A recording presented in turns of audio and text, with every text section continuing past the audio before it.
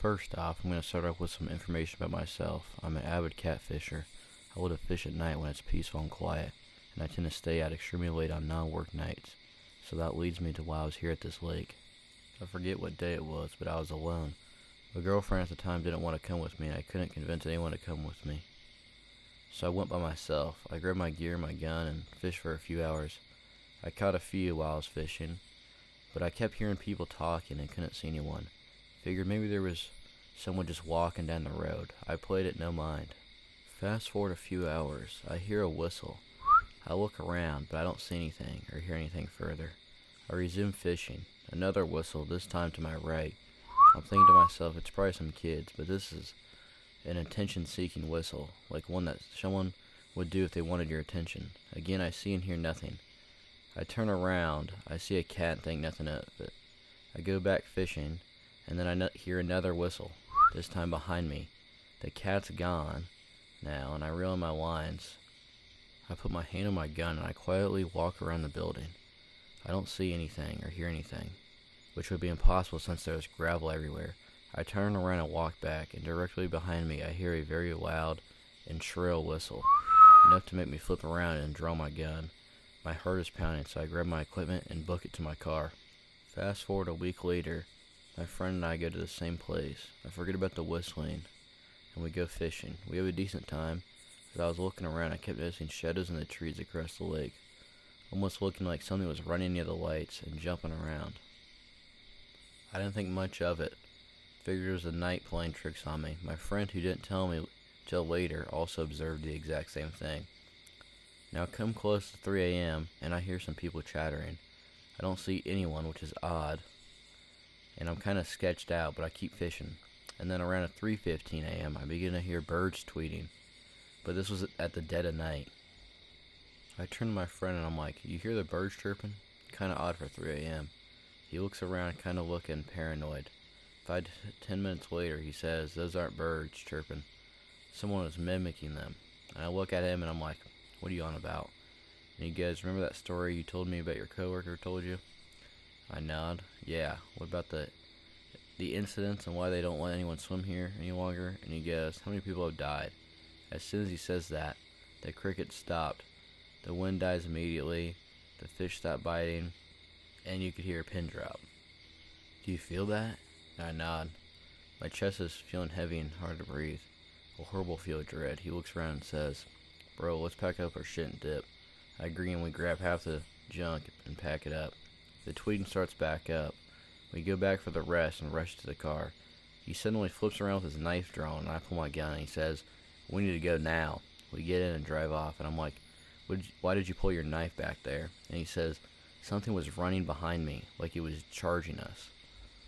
I don't know what happened, but even typing this out gives me chills. I don't believe in anything supernatural or paranormal, but it scared me badly. Something wasn't right and I knew it.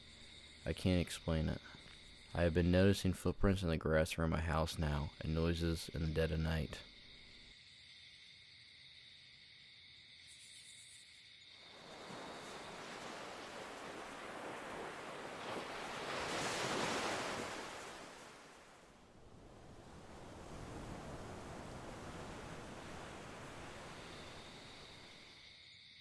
I recently purchased a small bass boat with my first mate, Leg Off, and I have been super eager to explore the lake and its islands, as well as learn the fishing around it.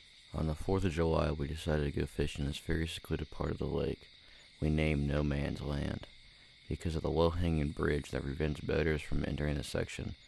My boat can make it underneath because of how small it is, but I've never seen another boat in there. We decided to go deeper into the cove than we've ever been before. As we're slowly trolling down the lake, the path before us splits into 3 forks, and I ask which fork we should take. Leg Off immediately says the middle one, so we continue straight as the water changes from a large lake to a narrow river-like path. This is where a chain of events happen in quick succession. We talk through it after the fact to try and recall the order of how this went down. First, we heard a weird vocal-like noise coming from the woods beyond the shoreline. We both tensed up and felt very uneasy. What was that? Leg Off asked. A dog, I said, as that was the first thing that came to mind. I don't think that was a dog, Leg Off answered immediately. Then we saw a bird high above us perched on a branch, staring at us. Maybe it was that bird, Leg Off said. Yeah, maybe, I answered. I'm not sure when it got into my hand, but at some point I drew my gun and held it down at my side. Legoff held the fishing bow. Both had a weird feeling as we drifted down the river. Eyes glued to the bank, we came to a rotting pine tree that had fallen and was now half submerged in the water, sitting on the shoreline. Then it happened. We hear a very loud, heavy-footed animal running through the woods, getting closer to the water. At first I thought it was a deer, as it was almost prancing, but as it got closer and louder, we both realized it was in fact not a deer. It was a very large, jet-black canine.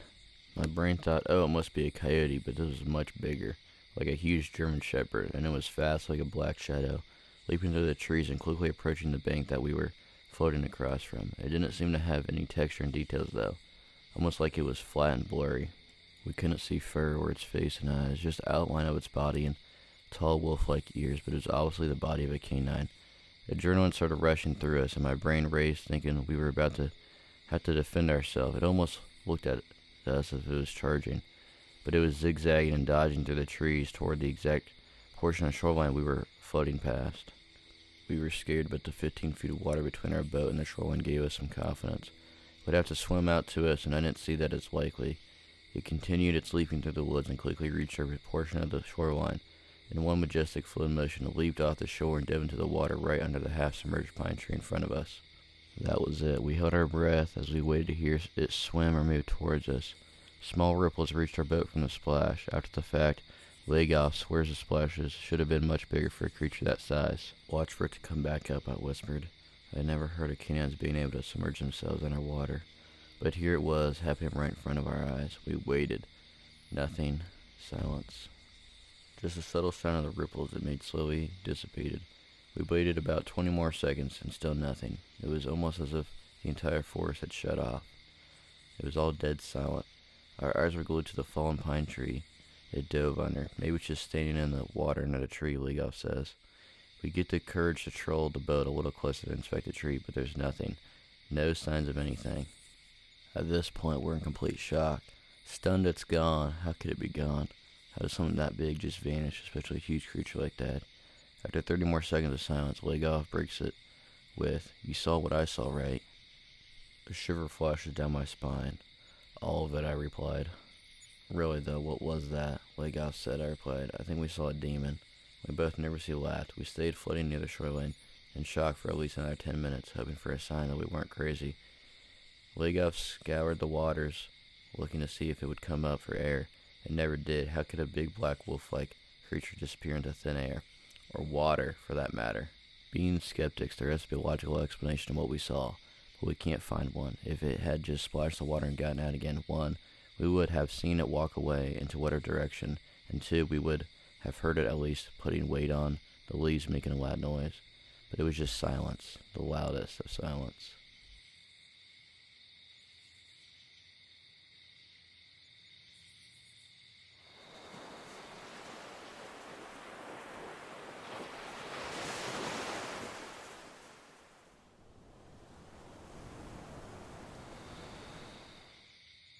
In the summer of 2022, I was desperate and frustrated.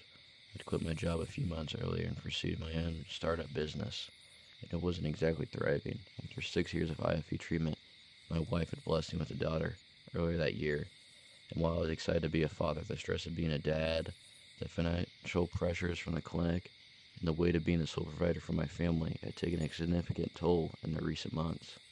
As summer approached, I decided I needed a weekend getaway to clear my head and get back into the grind. I decided to take a 2-night trip, just me and our dogs, to a lake off an old logging road, about 3 hours from home. It was one of my favorite spots, and I knew the woods there quite well. I packed my things, leashed the dogs, and set out early one Tuesday morning. When I got to the trailhead, the parking lot was empty. In the middle of the week, I was stoked to be alone. There was a single deer path up a canyon about 1,200 feet, over 5 miles to get to the lake, and neither myself nor the dogs met anyone else on the trail the entire way up to the mountain. I got to the lake around midday, spent the afternoon fishing and collecting wood and water for the coming night. The lake was pristine and quiet, not a soul in sight. I was truly alone aside from the dogs. I found a flat spot on the east side of the lake, where the vegetation cleared and I could set up a tent. and I made a small camp about 30 yards from the trail. I would have preferred to go farther up the mountain, but it was still early in the season. When I got to my campsite, the rest of the trail was too snow-packed in to continue any further. As it was, I had to navigate over several hard-packed embankments before I got to a suitable area. The ice slush was difficult to navigate, even for the dogs, and we had finally crushed our way over, and through a few hundred yards, I made the decision we would be going no further. I set up my tent, hung my pack on a limb, and took my fishing pole back the direction it had come. I spent the evening catching and cooking fish at the edge of the spillway, and as the sun began to set, the dogs and I made our way back to the tent. Slipping over wet stumps and clumsily pushing through the snow, I stumbled into camp, exhausted and ready for a fire. As I approached the site, though, I realized some things were out of place. My pack, which had been hung on a limb, was sitting neatly on the other side of the clearing, about 20 feet from where I had left it. Sitting on top of it was a large eagle feather. The hair on the back of my neck stood up. The dogs began a low growl, but as they circled the site, there was no one there. As I approached my tent, a stick had been used to carve an inscription into the dirt outside my entrance of my tent. It was 2 U's, one upside down, connected to the other one by a thin line, and then further connected by another line to a larger U shape. I would describe it as Native American petroglyph in the shape of a bird or an eagle. Uniform, symmetrical, and above all things fresh. Someone had been here. Someone neither I nor 2 very distraught dogs had seen, heard, or smelled. Someone who had left no footprints through the snow and mud. Someone who had not passed us on the trail and whose car had been parked at the trailhead. My stomach dropped. I felt like a presence of being watched, but I couldn't tell from where. I quickly built a huge campfire in which red watched as the last of the sunset sank beyond the ridge. That night was a fever dream, pulling the dogs into the tent with me. I clung to my knife and flashlight, praying that whatever was watching me would leave. It didn't. Throughout the night, I would periodically awaken to a variety of sounds, yells, shrieks, and the snapping of branches. The dogs would sit up, growl, and bark until I would open the screen of the tent and shine my light into the forest. At one point, I had just drifted off to sleep when the dog's low growl woke me up. Thinking I might have the drop on whatever this was, I slowly unzipped the tent and leaned out with my flashlight. Taking a breath, I clicked it on. Standing just 3 feet from me was a doe and her calf. I scanned across. An entire herd was in the sight. As my dogs lost it, the deer spooked and sprinted back into the forest. A crushing and trampling noise as several dozen deer evacuated the area. As it faded, I heard laughter, the deep laughter of a man turning to crying as it escalated. Then sobbing, and then to deep growling, much more boisterous than anything my dogs could make or even a bear would produce. I held the dogs tightly. Sleep eluded me for the rest of the night, and as soon as the sun peeked into the valley, I packed my things and left.